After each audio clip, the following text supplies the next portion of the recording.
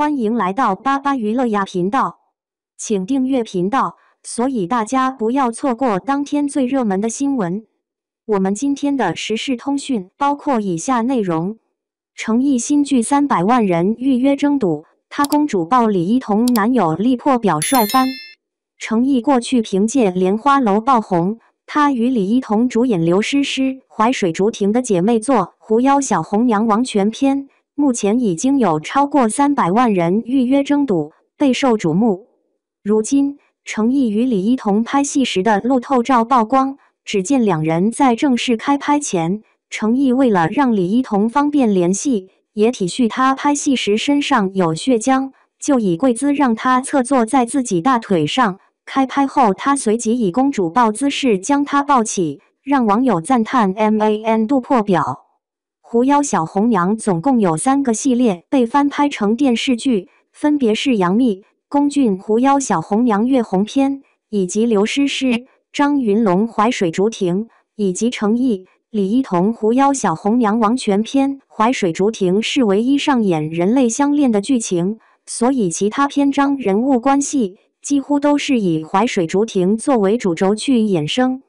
对照起来，龚俊演出的《东方月初》，其母亲是东方家的二小姐，而刘诗诗演出的《东方怀竹》则是东方家的大小姐，她则生下王权富贵，也就是诚意所演出的角色。虽然杨幂、龚俊演出的《狐妖小红娘月红篇》收视惨淡，不过刘诗诗与张云龙主演的《淮水竹亭》热度、收视都还不错，所以让外界对于《狐妖小红娘王权篇》抱以更大期待。值得一提的是，诚意与李一桐的路透影片流出，只见李一桐昏厥在诚意怀里，被他以公主抱的姿势往前走，看起来唯美又浪漫。事实上，这段拍了好几次，而诚意在等待空档时，以跪姿让李一桐坐在他的大腿上，除了方便拍摄之外，李一桐身上都是血浆，也不便坐在地上休息，让网友直呼诚意真的非常贴心。尤其之后还直接公主抱起对方，不少人赞叹他 MAN 度破表，迫不及待想看播出。诚意新剧300万人预约，雪夜无火箭帅炸，李一桐公主抱路透甜到齁。当狐妖小红娘月红篇以5.0分惨淡收场，当杨幂与龚俊的 CP 被嘲工业糖精，谁也没想到诚意与李一桐主演的狐妖小红娘王权篇竟能以300万预约量杀出重围，成为2025年最受瞩目的古装剧。这股热潮既源于狐妖宇宙的 IP 影响力，更离不开2位主演在古装剧领域的扎实积累与突破性表现。诚意的古装剧之路堪称一部逆袭史。早期青云志中略显青涩的林惊羽，到琉璃中美强惨代言人与司凤，他凭借细腻的哭戏与层次分明的表演，逐渐在观众心中刻下古装美男的印记。但真正让他跻身演技派的，是沉香如屑中一人分饰3角的颠覆性演绎。应渊帝君的隐忍克制，唐周的少年心性，玄烨的疯批腹黑，3个性格迥异的角色在他手中切换自如。尤其是应渊为救颜旦身受火毒，眼尾泛红流下血泪的镜头，被誉为破碎感天花板。而《莲花楼》中李莲花李香怡的双面人生，更让诚意的演技备受认可。他仅凭背影就能区分出2个角色的气质差异，李莲花的淡泊疏离与李香怡的锋芒毕露，在举手投足间自然流露。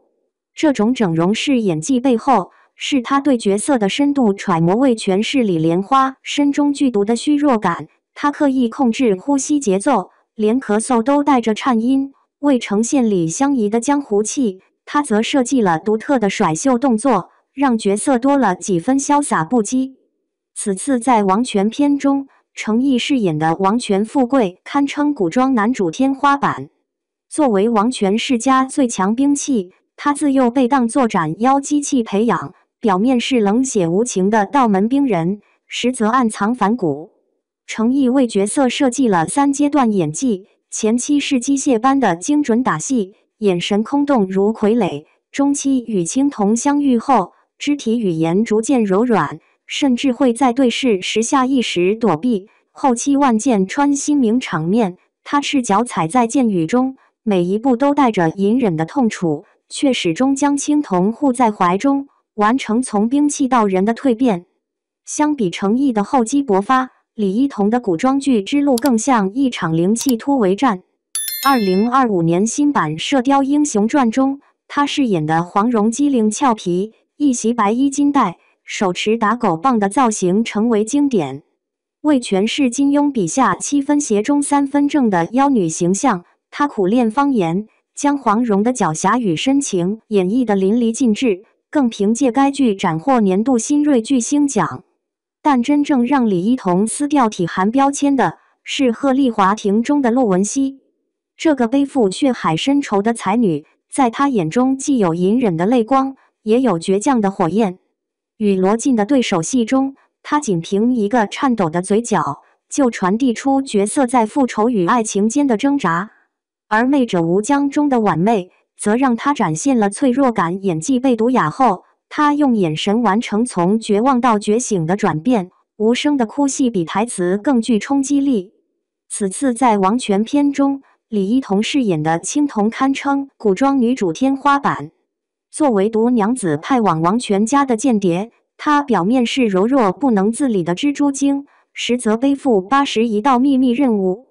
李一桐为角色设计了双面演技，前期伪装成婢女时，她总是低头垂眸，说话带着颤音；后期恢复间谍身份后，眼神瞬间变得凌厉，打戏干脆利落。尤其是雪夜之网名场面，他以蛛丝未笔，在雪地上勾勒出王权富贵的轮廓，指尖轻颤的细节，将间谍的复杂心境展现得淋漓尽致。程毅与李一桐的组合，堪称古装剧最强 CP。从路透照中贵姿公主抱的细节，就能窥见两人对角色的深刻理解。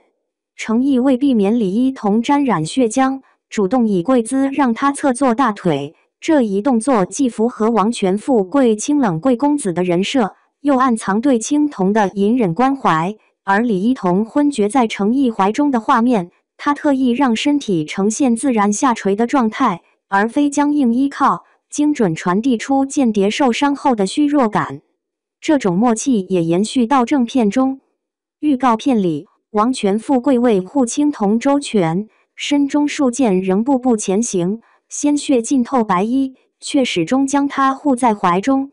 这场戏与《竹叶篇》中刘诗诗饰演的东方怀竹为爱牺牲形成互文，更串联起整个狐妖宇宙的宿命感。原来，龚俊饰演的东方月初是东方怀竹的侄子，而程毅的王权富贵正是东方怀竹与王权红叶之子。